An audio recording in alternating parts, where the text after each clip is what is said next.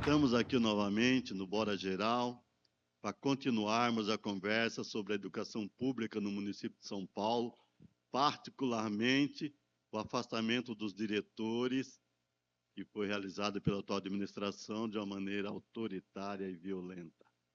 Agora vamos conversar um pouco sobre qual é o impacto dessa política educacional nos pais, nos alunos, enfim, na sociedade paulistana. Eu gostaria de começar com a Ruth. Eu tenho conversado permanentemente, né, com coordenadores pedagógicos, porque esses são fundamentais, né? Para qualquer diálogo que eu faça sobre educação, eu tenho que pensar que o diálogo tem que passar pela coordenação pedagógica dessas escolas. E já há algum tempo, né, o João falou bem dessa situação da formação, do não concurso público, porque o concurso público é um elemento importante, né, de trazer para as redes de educação profissionais com competência, enfim, porque passou por um processo e tudo mais. E nós temos um problema sério no município de São Paulo. Né? Hoje, praticamente metade da rede é todos de contratado e dessa natureza que o João nos trouxe. Eu me recordo que em 2023, e eu já trouxe isso várias vezes em vários lugares, em 2023 nós ficamos quase 3 meses sem professores de primeiro ano. O início da alfabetização das crianças. Nós tínhamos que dar conta daquele cotidiano, colocando especialista, educação física, artes, o professor de inglês, aqueles que poderiam, especialistas que poderiam entrar naquelas turmas, porque a rede municipal não foi capaz de garantir os profissionais de alfabetização dentro da escola. O mesmo período que eles estão usando as avaliações institucionais para poder fazer essa intervenção nas escolas. Então, veja, nós temos a questão pedagógica tem sido uma questão séria. E um outro problema que precisa ser pensado na questão pedagógica é que vários coordenadores têm batido profundamente. A concepção de alfabetização da rede municipal de ensino tem problemas. Tem problemas, mas só, e isso vem sendo dito permanentemente. Só que as divisões pedagógicas não ouvem o que os coordenadores têm trazido. E essa é uma preocupação que as comunidades têm que ter.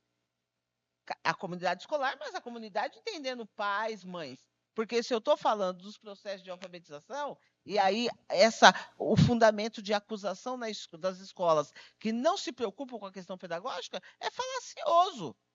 Porque se nós estamos apontando, não tem um profissional adequado, porque negligenciaram para precarizar, porque é esse o objetivo, né? Você vai eliminando, não se faz concurso, quando se faz, não chama os professores concursados, você precariza dentro da escola para poder justificar. E eu digo com muita certeza, as escolas fazem um campo de resistência para poder, porque ninguém quer. Gente, é uma tristeza o professor que está dentro da sala de aula, quando vê que os seus alunos, eu vejo a expectativa delas, né? Tá alfabético, tá alfabetizado, tá, né? Quer dizer, elas ficam ali nessa expectativa que uma colega, que inclusive já é uma professora aposentada, falava assim: eu não sossego quando eu ver todas as pipocas estourar. Ou seja, todas as crianças alfabetizadas. Né? Então, há essa preocupação. E as comunidades precisam entender. Né? E aí eu estava hoje, logo cedo, antes de vir para cá, tomando café com a minha mãe, que é uma senhora de 85 anos, e ela falava assim: você viu que absurdo? O que está acontecendo? A Sabesp lançando esgoto dentro do Rio Tietê, dentro das represas. E ela falou: Ruth, nós não vamos poder nem tomar banho com essa água, porque nós não podemos mais confiar. E aí, acho que é bom e fazer um paralelo. As privatizações da Sabesp, do cemitério, do transporte público, o que é que levou? Cemitério, se não tiver R$ 7.000, para enterrar, você não consegue pôr seus entes para descansar, né?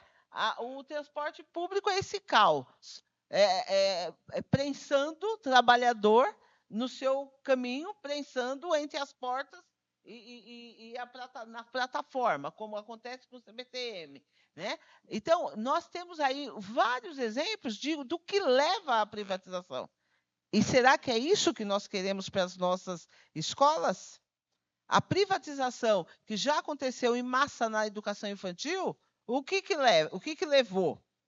Né? Levou a crianças colocadas em verdadeiros depósitos, com estruturas vergonhosas, casas adaptadas para colocar a criança lá dentro. Trabalhadores precarizados ali dentro. Então, esse processo que se coloca para a privatização é nefasto. É nefasto. A educação tem que ser pública, a educação tem que ser estatal e a educação tem que ser laica. É disso que nós estamos falando. É essa defesa que precisamos fazer. Fez uma avaliação maravilhosa. Muitos educadores, especialistas estão compreendendo que por trás dessa ação com vocês está efetivamente o interesse pela privatização da rede municipal de ensino, o que é lamentável. Manuel, tentando trazer um pouco o olhar das próprias comunidades, o que leva a matrícula dos alunos, dos filhos dessa comunidade a uma escola, em primeiro lugar, é a proximidade que está. Mas o que mantém eles na escola é a confiança desenvolvida e construída no dia a dia. Esse processo que está sendo feito se torna de tal maneira violento que essa relação humana ela está se perdendo. Então, assim, eu vou pegar 2 casos, Kai, mas você pode pegar casos comuns em todas as escolas que vão trazer isso. 2 casos do Kai. A gente tem um aluno de 15 anos que está no 8º ano, a gente tentou reclassificar, ele chegou agora, ele rodou diversas escolas, sendo jogado para fora, em uma situação muito precária de condição de vida, mora numa invasão, o pai vende bala no semáforo, e ele não se higienizava de maneira correta porque ele deixava esses produtos para a irmã mais nova, para ela não passar, se sujeitando a ser discriminado nas salas, por conta do odor. Ele chegou na escola muito agressivo e a gente começou um processo de tentar aproximar. Quem conseguiu, nesse caso, vincular com ele fui eu. Podia ter sido meu assistente, uma outra professora, porque a gente não escolhe, a gente tenta. Nesse processo de afastamento, a partir do momento que tiraram, e eu era a referência dele, mesmo trazendo meu assistente, o Eric, junto a essas discussões, que a gente tenta ampliar para não ficar ligado a uma pessoa, mas ao todo ali, ele simplesmente despirocou. Começou a ficar agressivo, quebrar as coisas, arrumar confusão. Agora, depois de um mês, a professora de PAP conseguiu uma proximidade com ele. Então, olha o prejuízo que teve. O menino que já tem um prejuízo social, na falta de amparo naquilo que eu estou falando com o Cláudio, assim, do que aconteceu nesse período de Bolsonaro no governo, que fez esse empobrecimento, essa miserabilidade que atinge a todos com fome. Esse menino trabalha, olha o que a gente tem que, às vezes, se cegar, porque é o sustento de uma casa. Ele trabalha numa pizzaria à noite, para poder ajustar o sustento em casa. Então, olha a gravidade disso. Ele não poderia estar trabalhando. Mas uma postura mais legalista, você tira o sustento e você afasta esse menino da escola. Muitas vezes deixando ele à mercê do narcotráfico, que é quem capta esses meninos por causa do dinheiro. Então, esse é um caso. Outro caso, o menino autista, que está no 2º ano, o Luiz, né, ele também é pegado a todo mundo na escola ali, mas ele tem um vínculo forte com a gente ali na direção e com a coordenação. Quando foi retirado, a mãe dele entrou em pânico, perguntando o que vai ser agora. Por quê? Porque a gente, enquanto escola, e muitas vezes nós, enquanto diretores, somos esse agente que externa, é que fazemos a luta para que eles tenham acesso àquilo que a senhora já falou que não tem, que é da área de saúde, que espera 4 anos, que simplesmente o psiquiatra que está no posto terceirizado, são SCs, que não tem compromisso nenhum com o público, com a população, simplesmente fala assim, não, Caso de alta normal, precisa fazer um projetinho na escola. Despreza essa questão. A mãe entrou em pânico, só chorava para se resgatar. É recorrente entre nós, alunos que vieram nas nossas escolas, nos procuraram, procurou o Cláudio, procurou os Ângelo, o Uti, todo mundo, todas as escolas teve uma situação dessa, de aluno vir se desculpar porque tirou nota baixa e se sentindo culpado no nosso afastamento. Isso é um ponto. Tem um outro ponto. Você manteria seu filho numa escola que o mantenedor, no caso o prefeito e o secretário, falam que é uma porcaria? A gente luta há anos, eu estou há 24 anos no CAIO, para construir esse vínculo com a comunidade. E imagina a luta do Cláudio, que tem uma rotatividade alta por conta da migração que acolhe ali, para poder fazer esse pessoal que vem de outras regiões, de outros países, se sentirem pertencentes, e, de repente, aquela escola que vira referência para eles, ela é desmontada, não porque a gente é fundamental, mas pela violência que surge ali. Porque a gente é uma peça dessa engrenagem. É retirado aquilo lá e eles perdem essa referência, a insegurança que traz. Isso é o de mais grave. Porque o pai, no nosso caso específico, são as mães, que são as arrimos de família, né? Hoje é o modelo da família, isso é mãe com filhos, né? Que saem para trabalhar para tentar garantir o sustento, que elas esperam que seus filhos estejam cuidados. Porque aquele conceito de família estendida, de uma comunidade que cuidava do aluno, não existe, do filho, não existe mais. Hoje, quem ocupa essa função, como ocupa a função do convívio entre a infância e a adolescência, é a escola.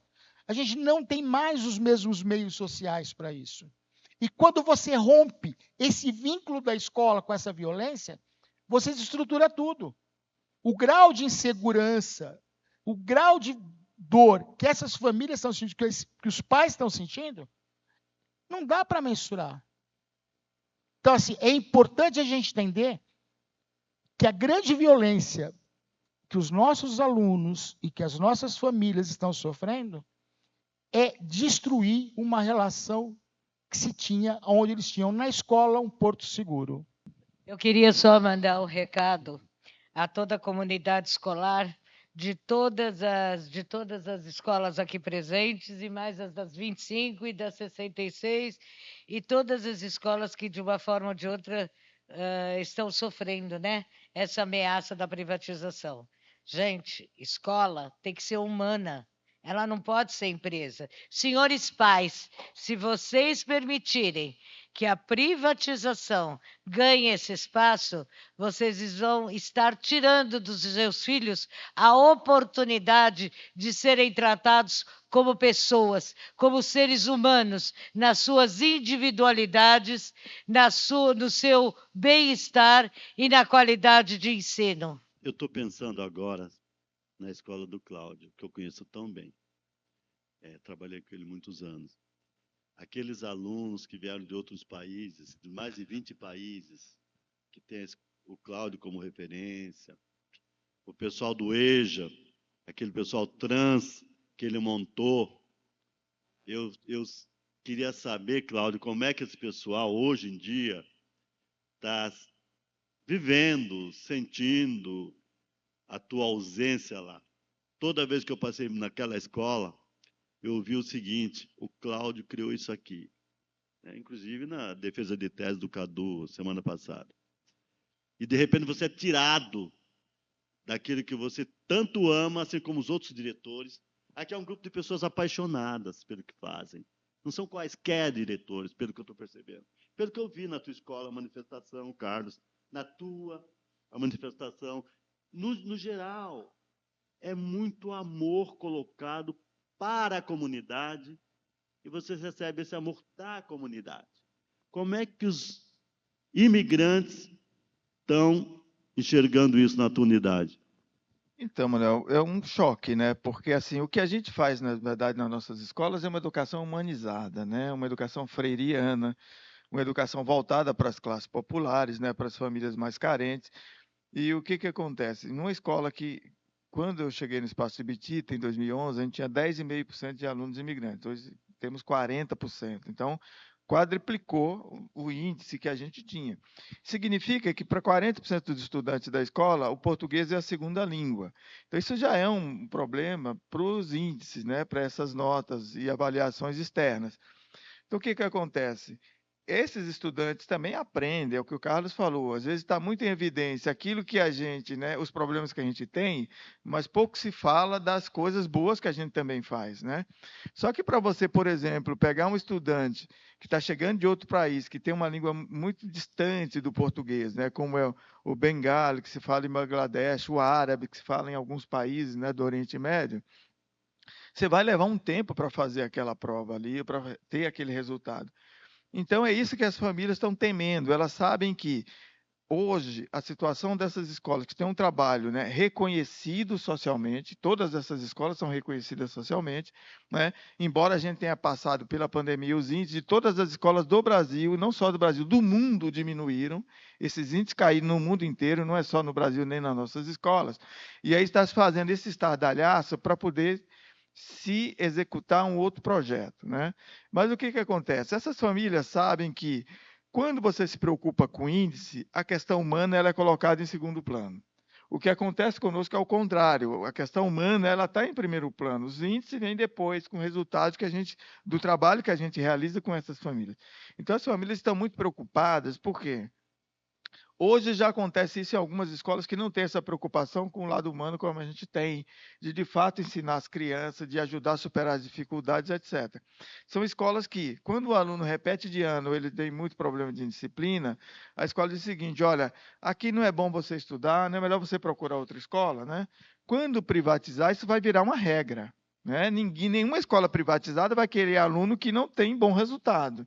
Então, aquele trabalho que a gente faz de pegar estudantes com dificuldades que estão fora da escola há muito tempo, e se demanda um tempo para que eles cheguem ao nível de desempenho que é necessário para poder ter uma boa nota nesses índices de avaliação, isso não vai ter mais. Eu vou dar um exemplo também, Carlos, que você deu de 2 estudantes. Nós recebemos uma aluna no 7º ano, esse ano, porque os estudantes chegam na nossa escola, eles são classificados pela idade que eles têm, não é pelo nível só de conhecimento que eles dominam, certo?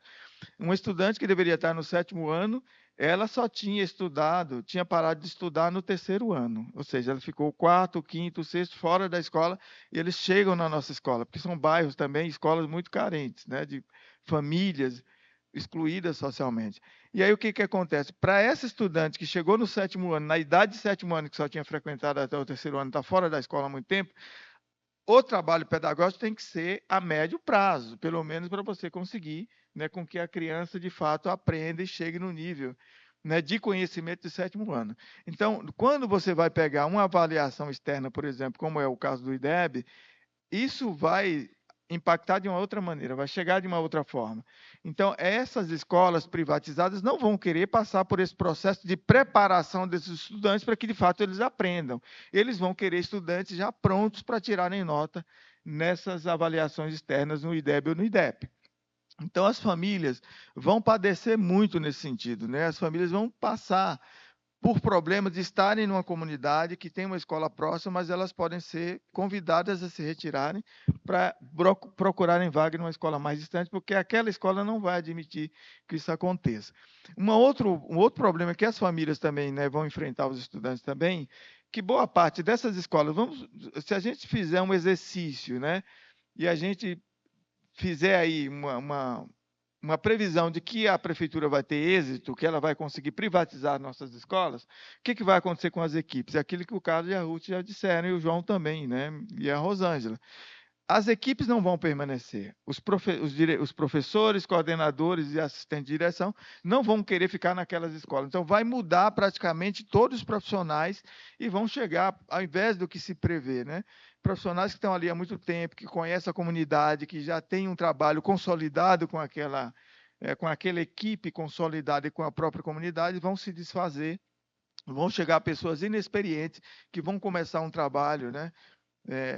Muito inicial, e o que é pior, não sei se vão ter aquela amorosidade freiriana de entender com quem estão trabalhando, que tem que ter, sim, solidariedade e tem que fazer um trabalho voltado para as pessoas e não para as notas. Eu estava escutando o Cláudio falar e eu falando dessa mudança que pode acontecer nas escolas com a privatização.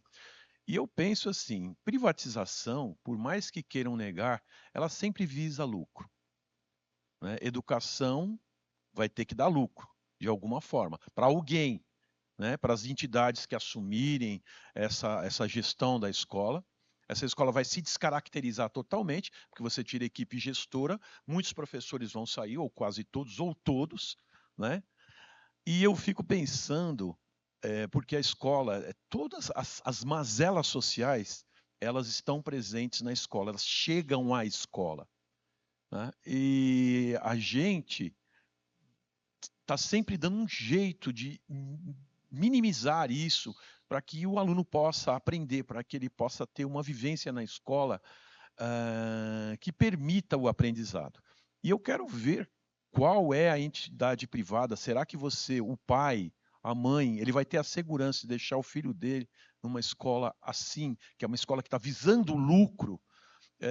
Muitas vezes chegam alunos que você percebe, aí os pais às vezes vêm lá, olha, diretor, infelizmente, a gente está passando, meu marido está desempregado, ou então mães, né? Essas mães que criam os filhos sozinhos, olha, estou desempregada, não tenho marido, a gente está passando necessidade. Às vezes a gente faz lá uma caixinha, uma cotização para comprar uma cesta básica e leva até lá. Não é o nosso trabalho, né? E nem acho que não deveria ser esse o nosso trabalho de ficar provendo alimentação para a família, mas você vê aquela situação, você chega a chorar, né? Será que a entidade privada que visa lucro vai ter esse olhar para essas famílias, para essas crianças? Isso é só um exemplo de uma única coisa. Você tem crianças que chegam num estado assim de pobreza tal e de falta de atendimento médico e que você tem que intervir, você tem que ir até o posto e falar, olha, pelo amor de Deus, atende essa criança aqui, olha a situação dela. Então, será que essas entidades que vão gerir as escolas privatizadas vão ter esse olhar e essa capacidade? É uma pergunta que eu deixo. Agradecemos a todas as convidadas e os convidados. No próximo programa, continuaremos a debater essa situação do Bora Geral, da educação no Bora Geral.